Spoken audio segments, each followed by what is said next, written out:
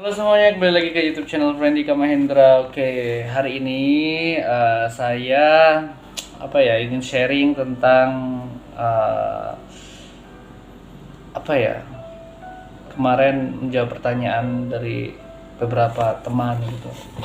Mengapa status status donor darah itu dipublish? Kenapa gitu? Sebenarnya waktu awal-awal donor darah itu memang nggak se apa ya nggak dipublish gitu, memang benar-benar di keep gitu kan gitu. Tapi kok pingin ngajak teman lain ya, karena mereka itu banyak yang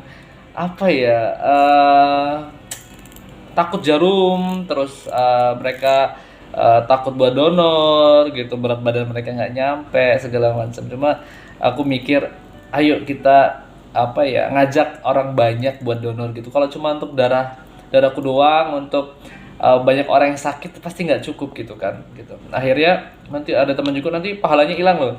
Aku udah oke, nggak apa-apa gitu.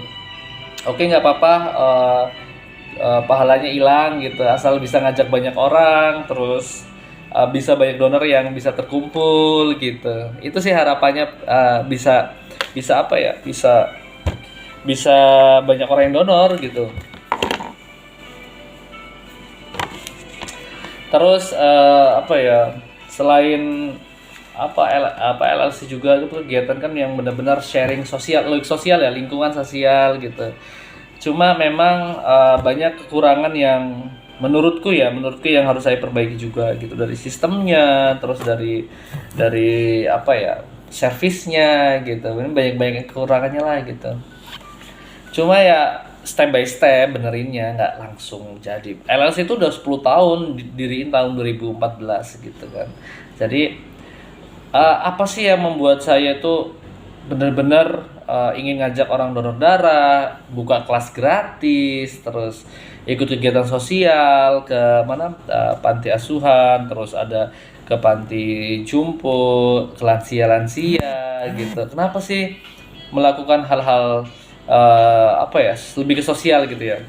Karena aku mikirnya hidup itu cuma sekali, nggak mungkin kita umurnya sampai 200 tahun, 300 tahun, dan itu bentar banget hidup kita. Kalau orang muslim pasti mikirnya kayak saya itu udah ditentukan kapan saya harus harus meninggal, kejadian seperti apa, tanggal berapa itu udah tahu. Jadi semakin lama tuh semakin berkurang umurnya. Jadi saya berpikir aku harus memanfaatkan waktuku yang selalu berkurang setiap hari ini dengan baik gitu. Makanya jadwal donor itu nggak pernah telat lama gitu.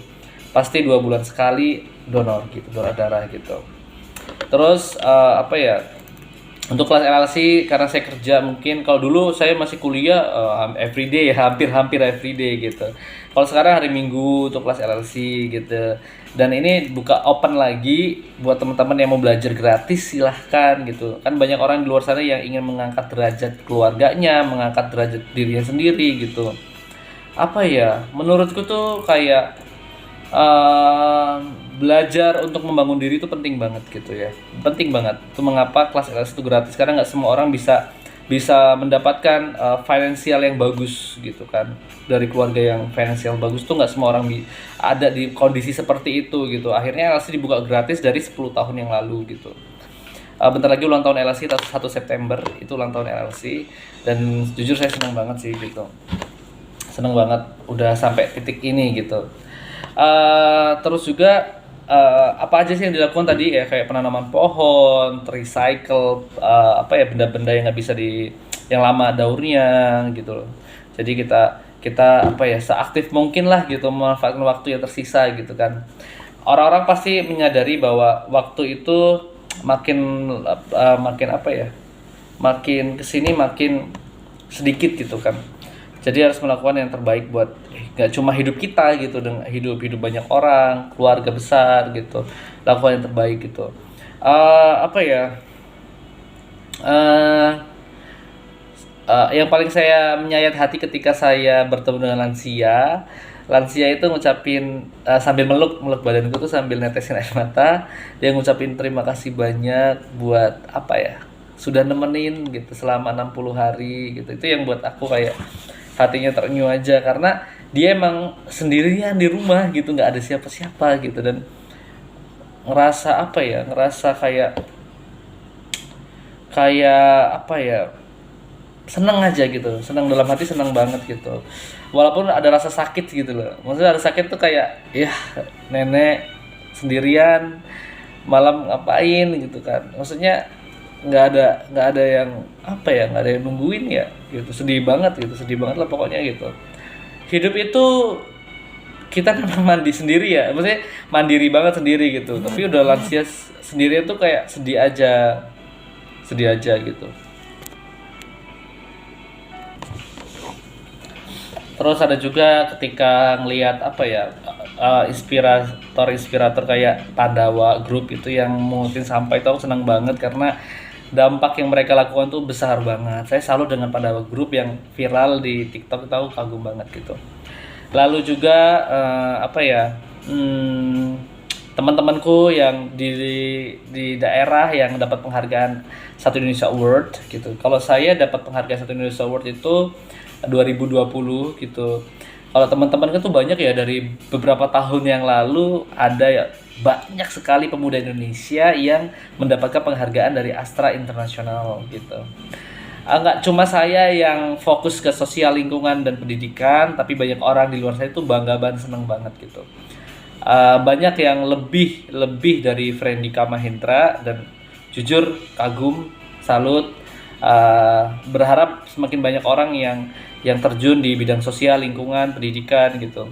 Aku yakin semakin semakin lambat laun ya pasti semakin banyak, dan karena challenge kita, tantangan kita besar banget ke depannya, nggak cuma di bidang lingkungan ya, karena kan sekarang kita udah di bidang ekonomi juga, ada persaingan ketat lah ya gitu. uh, Harapan mimpi saya itu ketika di masa depan nanti apa ya, saya bisa menjadi orang yang uh, memanfaatkan waktu dengan sebaik-baiknya, apa ya, dalam arti apa ya namanya, sharing apa yang saya miliki gitu, karena saya terlahir dengan, menurutku sih perfect, sempurna banget gitu. Orang tua, kakak, adik, sahabat itu luar biasa, kayak aku punya segalanya, lengkap lengkap banget tanpa ada kekurangan gitu. Banyak orang di luar sana yang nggak punya orang tua, yang nggak punya apa-apa tuh banyak banget gitu, dan kita yang punya banyak hal, ayo kita sharing gitu kan. Nggak ada materi, kita bisa sharing tentang ilmu, tentang pengalaman, tentang ide-ide, itu luar biasa banyak hal yang bisa kita bagikan gitu. Pengalaman juga luas, pengalaman dalam bidang apa saja gitu, karena setiap orang tuh punya bidangnya masing-masing gitu. Dan apa ya, dulu sih waktu SMA kan cita-citanya ada yang pengen jadi profesor lah gitu, terus ada yang pengen jadi dosen lah gitu. Kalau saya juga sama kayak gitu. Tapi ketika saya masuk universitas, saya sudah meyakinkan diri bahwa saya ingin menjadi orang yang dapat memanfaatkan waktu dengan baik, dalam arti waktu sisa hidup gitu ya. Everyone pasti bakal meninggalkan dunia ini gitu, termasuk saya gitu. Dan saya juga ingin melakukan yang terbaik buat semua orang yang ada, yang entah saya kenal nggak saya kenal juga, aku pingin banget apa ya, bisa berguna bagi mereka gitu. Kadang-kadang teman-teman juga, ayo manfaatkan aku. Tapi memang apa ya, ada beberapa oknum gitu ya, kalau apa ya, dalam kondisi susah kita bisa bantu gitu, tapi kalau kita bantu setiap saat itu kayak nggak mandiri gitu kan. Jadi ada beberapa hal sosial gitu yang bisa aku pelajari juga gitu. Senang banget bisa membantu, walaupun terlihat kejam. Gitu sih, tapi ya nggak apa-apa gitu, namanya kehidupan kan gitu. Jadi ada suatu kejadian ya, ini kejadian nyata. Waktu itu saya kan memang apa ya, dari kecil itu orang tua bangkrut, terus saya bertinggal bersama nenek gitu. Jadi kalau saya ketemu orang tua tuh seneng bawanya, sampai KKN dulu, Frendika nih deket sama nenek-nenek terus gitu. Deket sama nenek-nenek, jadi temenku tuh semua nenek yang ada di desa itu.